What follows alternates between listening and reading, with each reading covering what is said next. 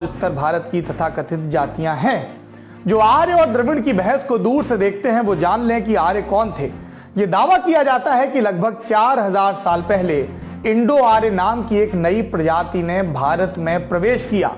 ये आर्य पोलैंड से लेकर मिडिल एशिया तक की स्टेपी जमीनों में रहते थे। जब वो यहाँ पहुंचे तो उनका संघर्ष यहाँ पहले से रह रहे लोगों से हुआ। अब आता है सवाल कि पहले से कौन रह रहा था। साउथ इंडियंस ये मानते हैं कि वो पहले से रह रहे थे, वो द्रविड़ हैं जिन्हें आक्रमणकारी आर्यों ने खदेड़कर विंध्य के उस पार पहुंचा दिया। अब ये जो आर्यों को हमलावर बताया जाता है वो हिंदुत्ववादियों को और उसी क्रम में राष्ट्रवादियों को बहुत चुभता है। इतिहासकार जब ये कहते हैं कि आर्यों ने आक्रमण किया, हड़प्पा सभ्यता को नष्ट किया और हिंदू भारत की नींव रखी, तो वो इस चीज को नहीं मानते हैं। दूसरा सवाल उठता है कि कौन रहता था वहां, इस बारे में साइंस क्या कहती है। साइंस पूरे तौर पर निश्चित तौर पर अभी तक कुछ नहीं कह पाई है। साक्ष्यों के आधार पर अनुमान लग रहे हैं। क्या है ये अनुमान? कि राखी गढ़ी के जो 7 टीले हैं उससे हड़प्पा नगर व्यवस्था की निशानी पता चलती है, उसके संकेत मिलते हैं, क्योंकि ये भारत की पहली नगर सभ्यता थी जो 4000 साल पहले रहस्यमय ढंग से नष्ट हो गई।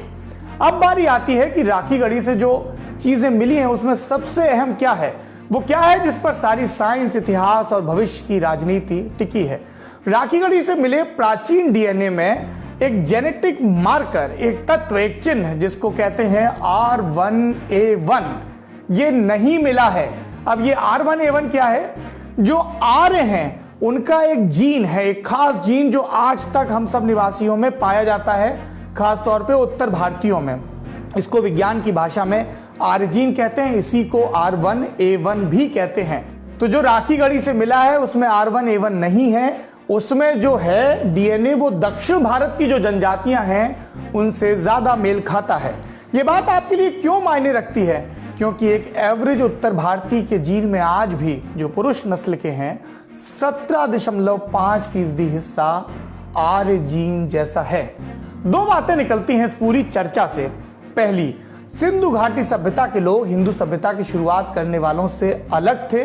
दूसरी, वे लगभग 1500 ईसा पूर्व के हैं और तब तक सिंधु घाटी सभ्यता के शहर नष्ट हो चुके थे। मतलब हमारे जो देवता हैं, उनकी जो कहानियां हैं, जो मंत्र हैं, उनका जो प्राचीन काल है वो सिंधु घाटी सभ्यता के बाद का काल है। ये सिंधु घाटी सभ्यता के बाद आए और हालिया रिसर्च ये संकेत करती हैं कि ये उन लोगों ने लिखा जो स्टेपी के मैदानों से यूरोप के उठकर इस देश में आकर बसे। इस हिसाब से जिन धर्मों को हम बहुत सनातन मानते हैं वो नए हैं। इस पूरी बहस पर राष्ट्रवादी क्या मानते हैं, आपको उनकी भी सुननी चाहिए। हिंदू राष्ट्रवादियों ने आर्यों को कभी बाहरी माना नहीं है। आर्य समाज के संस्थापक स्वामी दयानंद सरस्वती ये मानते थे कि आर्य इस देश में सृष्टि की शुरुआत से थे और वो तिब्बत से आए थे। बाल गंगाधर तिलक मानते थे कि आर्य भारत में 10,000 साल पहले आर्कटिक से आए थे। आरएसएस के मुखिया रहे गोलवलकर मानते थे कि तिलक सही कह रहे हैं, वो आए तो आर्कटिक से थे लेकिन तब उत्तरी ध्रुव भारत का ही हिस्सा था। वहीं कोई विद्वान द्रविड़ और आर्यों को यह कहकर जोड़ता है कि द्रविड़ों की भाषाएं संस्कृत के जरिए जुड़ी थी। ये सब तो ऐसे लोगों ने कहा जो समाज सेवी थे, जो राजनेता थे, जिनकी अपनी एक राजनीति है जिसके हिसाब से वो ये तर्क करते हैं।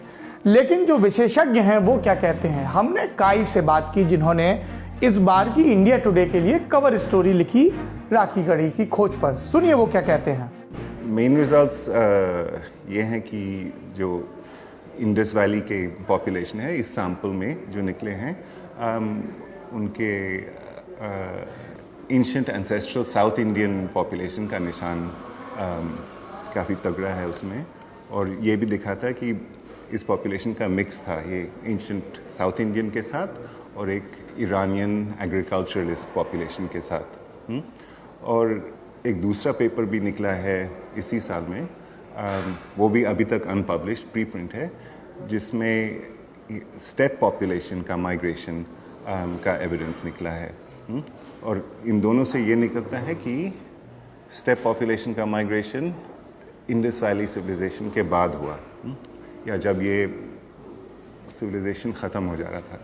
आपने सबकी बात सुन ली, लेकिन हिंदुस्तान में हर बात का एक सियासी मतलब होता है। क्या असर होगा राजनीति पर? जवाब यह है कि पोस्ट ट्रुथ का जमाना है। और बात अगर सिंधु घाटी सभ्यता की करें तो पूरा सच तो अभी जानकारों को ही नहीं पता है।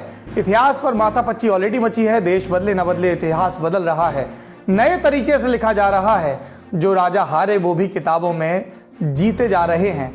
पार्टियों की राजनीति ऐसी है कि अबोध हिंदू मन को गुदगुदाए रखना चाहती है, उन्हें इस मीठे सपने में रखना चाहती है कि वो हमेशा से महान थे।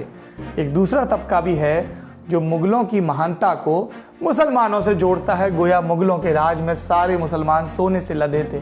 सच इसके बीच कहीं है। राजा का अपना एक धर्म होता है, तौर तरीका होता है। प्रजा हमेशा से ही गुर्बत में रहती है। लोकतंत्र आ गया है, राजा की जगह नेता आ गए हैं। प्रजा देखे अपने आसपास और सवाल पूछे इतिहास की इन सब बहसों के बीच कि उसकी गरीबी में कितनी कमी आई है। और सबसे बड़ा इंतजार, सबसे बड़ी दुआ तो इस बात की है कि हमारे जीते जी सिंधु घाटी सभ्यता की लिपि पढ़ ली जाए, ताकि हमें पता चले कि हमारे महान पुरखे क्या सोचते थे और ऐसा क्या हुआ जो अचानक उनकी सभ्यता नष्ट हो गई।